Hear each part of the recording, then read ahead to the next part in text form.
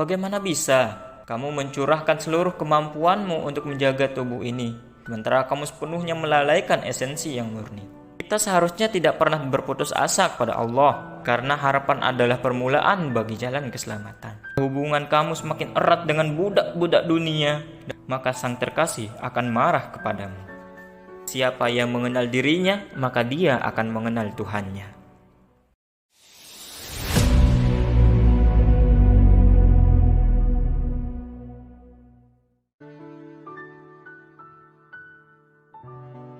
Hai, selamat datang. Sebelumnya, recording ini bersumber dari buku Fihi Ma Fihi, Mengarungi Samudra Kebijaksanaan, oleh sang sufi sekaligus penyair Jalaluddin Rumi. Kali ini kita berada pada tema manusia adalah astrolab Allah. Seseorang berkata kepada Maulana Rumi, "Maulana, tidak mengucap sepatah kata pun?" Maulana Rumi berkata, "Kamu benar. Pikiranku yang membawa orang itu kemari. Tetapi pikiranku tidak bisa mengatakan bagaimana kabarmu atau bagaimana kabar semua yang ada bersamamu. Pikiran tanpa kata-kata ini yang telah membawa orang itu kemari. Jika hakikat dalam diriku membawanya kemari dan dapat membawa dirinya ke tempat yang lain, lalu apa hebatnya kata-kata itu?" Ucap sang Maulana. Kata-kata adalah bayangan dan cabang dari hakikat. Jika bayangan bisa menarik sebuah benda, maka tentu hakikat akan jauh lebih bisa. Kata-kata adalah media yang sesungguhnya membawa manusia kepada orang lain, adalah unsur harmoni ataupun keserasiannya, dan bukan kata-kata. Bahkan ketika seseorang telah melihat 100.000 mukjizat, fakta, dan karomah, sementara tidak ada unsur harmoni yang mengikatnya dengan nabi atau wali yang menunjukkan kejadian luar biasa itu, maka semua itu tidak akan ada gunanya sama sekali. Unsur harmoni itulah yang membuat seorang manusia merasa bersemangat, bingung, dan sekaligus tidak tenang. Seandainya di dalam jerami tidak ada amber, maka jerami itu tidak akan pernah tertarik pada amber. Keserasian ini sangatlah samar dan tak terlihat oleh mata. Pemikiran tentang sesuatulah yang membawa orang tersebut datang kepada sesuatu yang dipikirkannya. Memikirkan taman akan membawa seorang menuju taman, dan memikirkan toko akan mengantarkan orang itu ke toko pula. Tetapi di antara pemikiran-pemikiran ini terdapat sesuatu yang palsu dan sulit dibedakan. Bukankah kamu pernah mendatangi suatu tempat, tetapi kemudian kamu menyesal karena telah mendatanginya dan berkata, "Aku pikir ini tempatnya, tapi ternyata bukan." Pemikiran ini laksana sebuah kemah yang di dalamnya terdapat seseorang yang sedang bersembunyi. Ketika pemikiran menghilang dari pandangan dan hanya hakikat tanpa selubung pemikiran yang tampak, maka akan terjadi kebingungan yang luar biasa. Jika hal itu terjadi, tidak akan ada lagi penyesalan. Ketika muncul hakikat yang menarikmu, maka tidak akan ada hal lain lagi selain hakikat itu. Hakikat itu sendirilah yang menarikmu. Pada hari dinampakkan segala rahasia. Quran Surah At-Tariq ayat 9. Lantas apa gunanya berbicara? Ucap sang Maulana. Sesungguhnya sesuatu yang menarik hanya ada satu, tetapi muncul dalam bentuk yang bermacam-macam. Tidakkah kamu sadar bahwa manusia dikuasai oleh ratusan keinginan yang berbeda-beda? Kemudian seseorang berkata, "Aku ingin tutamaj, sesuatu semacam bihun. Aku ingin burik, perkedel daging dengan saus. Aku ingin halwa, aku ingin kue kering, aku ingin buah, aku ingin kacang-kacangan." Manusia menghitung semua hal itu dan menamainya satu persatu. Akan tetapi asal dari semua yang disebutkan tadi hanya ada satu, yaitu lapar. Jika orang itu telah memenuhi isi perutnya dengan salah satu makanan tersebut, maka ia berkata, tak ada lagi yang dibutuhkan dari makanan-makanan itu. Jadi dapat dipahami bahwa sesuatu yang menarik diri manusia bukanlah berjumlah 10 atau 100, melainkan hanya ada satu. Allah SWT berfirman dalam Al-Quran yang artinya, dan tidaklah kami jadikan bilangan mereka itu melainkan untuk jadi fitnah. Quran Surah Al-Muddathir ayat 31. Bagi manusia, bilangan itu adalah fitnah ataupun cobaan. Ada yang berkata orang itu hanya satu dan mereka ada 100. Atau dengan kata lain mereka berkata wali hanya ada satu sementara manusia biasa ada banyak 100.000. Ini adalah fitnah yang besar. Pandangan dan pemikiran yang membuat mereka menganggap manusia itu ada banyak dan wali hanya ada satu, itulah fitnah yang besar.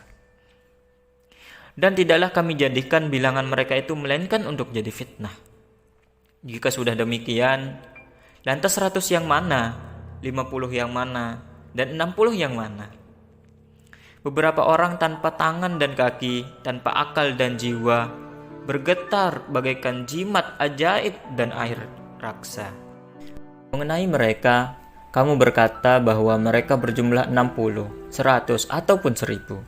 Sementara tentang wali itu, kamu berkata bahwa dia hanya ada satu. Sejatinya jumlah mereka yang banyak itulah yang satu, dan wali itulah yang berjumlah 1000, 100.000, dan ratusan ribu. Sedikit jika dihitung dan banyak ketika diikat. Seorang raja memberikan kepada satu tentaranya seporsi makanan untuk 100 tentara. Tentara yang lainnya mengeluh, "Baginda Raja," berkata di dalam hatinya, "ketika waktunya tiba, akan aku beritahukan pada kalian alasannya. Dan kalian akan mengerti mengapa hal ini harus kulakukan." Ketika perang besar terjadi, semua tentaranya melarikan diri, hingga tersisa satu tentara itu sendirian. Raja berkata, "Inilah tujuanku, memberimu porsi makanan untuk 100 tentara." Seorang manusia harus membersihkan sifat tamyiznya dari berbagai macam kepentingan, dan hendaknya mencari teman di jalan Allah Subhanahu wa Ta'ala. Sebab agama seorang bisa diketahui lewat teman yang dikenalnya. Selain itu, jika seseorang menghabiskan usianya untuk bersahabat dengan mereka yang sifat tamyiznya kurang, maka sifat tamyiz yang dimilikinya juga akan melemah, dan akhirnya sahabat sejatinya itu akan berlalu tanpa kita sadari. Kamu melayani tubuh yang tidak memiliki sifat tamyiz. Tamyiz adalah sifat yang selalu tersembunyi dalam jiwa manusia. Tidakkah kamu melihat bahwa orang gila juga memiliki tangan dan kaki, tetapi kekurangan sifat tamyiz? Tamyiz sekali lagi adalah esensi murni yang terdapat dalam dirimu. Sementara kamu asyik memberi makanan dan minuman pada tubuh yang tak bertamyiz siang dan malam. Bahkan kamu berpendapat bahwa tubuh berdiri di atas sifat ini. Padahal justru tamyiz inilah yang berdiri di atas tubuh. Bagaimana bisa kamu mencurahkan seluruh kemampuanmu untuk menjaga tubuh ini, sementara kamu sepenuhnya melalaikan esensi yang murni? Pada hakikatnya, tubuh ini bergantung pada esensi itu, tetapi esensi tidak bergantung pada tubuh. Cahaya yang terpancar dari jendela-jendela mata, telinga, dan lainnya. Seandainya jendela-jendela ini tidak ada, maka cahaya itu akan tetap terpancar melalui jendela-jendela yang lain. Misalnya, kamu meletakkan sebuah lentera di hadapan matahari sembari berkata, "Aku dapat melihat matahari dengan lentera ini." Hal ini tentu tidak mungkin. Bahkan jika misalnya kamu tidak meletakkan lentera itu di depannya, matahari tetap akan memancarkan sinarnya kepadamu. Lantas apa gunanya sebuah lentera? Kita seharusnya tidak pernah berputus asa kepada Allah, karena harapan adalah permulaan bagi jalan keselamatan. Jika kamu tidak dapat melintas di jalan itu, maka usahakanlah paling tidak untuk berada di garis start jalan itu. Jangan pernah katakan, jalanku sungguh berliku, aku telah melakukan banyak kesalahan. Teguhlah di jalan istiqomah, maka tidak akan ada lagi kesalahan-kesalahan lainnya. Istiqomah itu seperti tongkat Musa, dan godaannya seperti tipu daya penyihir Fir'aun. Ketika istiqomah muncul, ia akan menelan tipu daya para penyihir Fir'aun itu. Jika kamu teguh pada jalan lurus ini, maka sama saja kamu menyelamatkan dirimu, sebab dengan keteguhan itu, kamu akan sampai kepada Allah. Seekor burung yang bertengger di gunung itu lantas terbang dan pergi. Adakah yang bertambah atau berkurang dari gunung itu? Ketika kamu sudah menapaki jalan yang lurus, maka semua jalan yang berliku akan hilang. Waspadalah, jangan pernah kehilangan pengharapan. Kerugian bersahabat dengan raja bukan karena kamu akan kehilangan nyawamu, sebab pada akhirnya semua manusia pasti akan meregang nyawa, entah hari ini atau esok. Kerugian bersahabat dengannya timbul ketika sang raja menampakkan diri dengan pengaruhnya yang kuat, sehingga ia menjadi seperti naga yang superior. Maka seorang yang menemani dan mengaku bersahabat dengannya, yang menerima hadiah darinya, mau tidak mau harus berkata-kata sesuai dengan keinginannya. Ia harus menerima ide-ide busuk sang raja.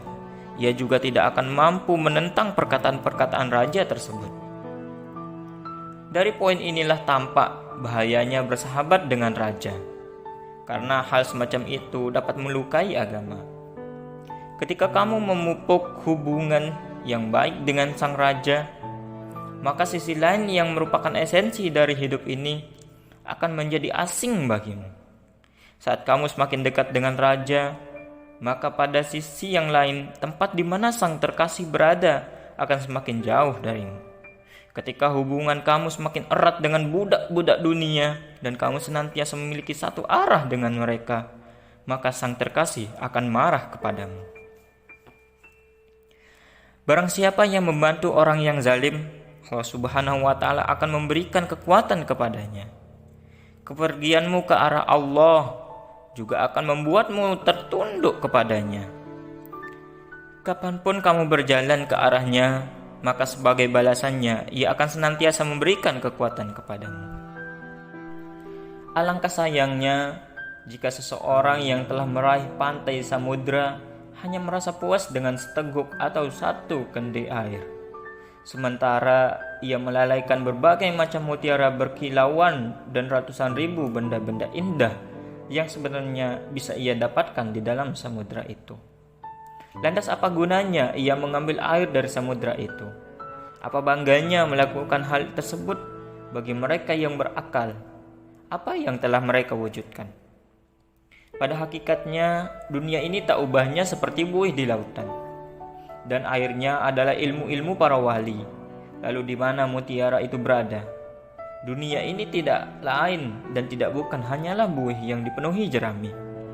Akan tetapi, karena gulungan ombak dan harmoni irama samudra yang setia menemani sang gelombang, buih itu mewujud menjadi sebentuk keindahan. Allah Subhanahu wa Ta'ala berfirman, "Innahu la yab'asu min rauhillahi illal qaumul kafirun." Sesungguhnya tidak berputus asa dari rahmat Allah kecuali kaum yang kafir. Quran Surah Yusuf ayat 87. Allah Subhanahu wa Ta'ala juga berfirman dalam Quran Surah Al-Imran ayat 14. Zuyyina lin-nasi hubbus syahwati minan nisa' wal banina wal qanatiril muqantarati minad dhahab wal fiddati wal khailil musawwamati wal an'ami wal harth. Dzalika mata'ul hayatid dunya wallahu 'indahu husnul ma'ab. Dijadikan indah pada pandangan manusia kecintaan kepada apa-apa yang diingin, yaitu wanita-wanita, anak-anak, harta yang banyak dari jenis emas, perak, kuda pilihan, binatang-binatang ternak, dan sawah ladang. Itulah kesenangan hidup di dunia, dan di sisi Allah lah tempat kembali yang baik, yaitu surga. Kata-kata dijadikan indah dalam firman Allah Subhanahu wa taala di atas mengindikasikan bahwa semua hal itu sebenarnya tidaklah indah, sebab segala bentuk keindahan yang tersimpan di dalam semua hal itu berasal dari tempat yang lain. Laksana uang palsu yang disepuh dengan emas. Dunia yang merupakan gelembung bui ini adalah uang palsu yang tak berharga dan tak ternilai. Sementara kitalah yang menyepuh uang palsu itu dengan emas dan kemudian kita jadikan sebagai perhiasan yang tampak indah di mata manusia. Manusia adalah astrolab Allah Subhanahu wa taala. Namun dibutuhkan seseorang astronom untuk mengetahui astrolab. Jika seorang penjual sayuran atau makanan memiliki astrolab, apa yang akan mereka dapatkan darinya? Dengan alat perbintangan kuno ini, apa yang bisa kita ketahui oleh pedagang sayur dan makanan itu tentang tingkah laku, perputaran dan tanda-tanda, lintasan dan pengaruh bintang? Sebaliknya, astrolab akan sangat bermanfaat jika berada di tangan para astronom. Itulah mengapa kemudian muncul kata-kata, siapa yang mengenal dirinya, maka dia akan mengenal Tuhannya. Seperti halnya astrolab dari tembaga yang merupakan cerminan bintang-bintang di langit. Maka wujud manusia sebagaimana dinyatakan Allah dalam firman-Nya, dan sesungguhnya telah kami muliakan anak-anak Adam. Quran Surah Al-Isra ayat 70. Juga merupakan astrolab Allah ketika Allah Subhanahu wa taala telah menjadikan manusia bisa mengetahui dan mengenal dirinya, maka hamba ini akan mampu melihat ke dalam wujud astrolab itu. Dirinya telah melebur dengan Tuhan dan keindahannya yang mutlak. Detik demi detik, sekilas demi sekilas, keindahan itu sama sekali tak pernah hilang dari cermin ini. Allah memiliki hamba-hamba yang menutup diri mereka dengan hikmah, makrifat, yaitu mengenal Allah, dan karomah, itu hal luar biasa yang dimiliki oleh orang-orang tertentu. Meski mereka tidak dianugerahi pandangan khusus yang dimiliki oleh orang-orang spesial, akan tetapi semangat yang kuat memotivasi mereka untuk menutup diri, seperti yang dikatakan oleh Al-Mutanabbi. Perempuan-perempuan itu mengenakan sutra yang dibordir bukan untuk mempercantik diri, melainkan untuk menjaga kecantikan mereka dari mata-mata yang penuh gairah. Jalaluddin Rumi.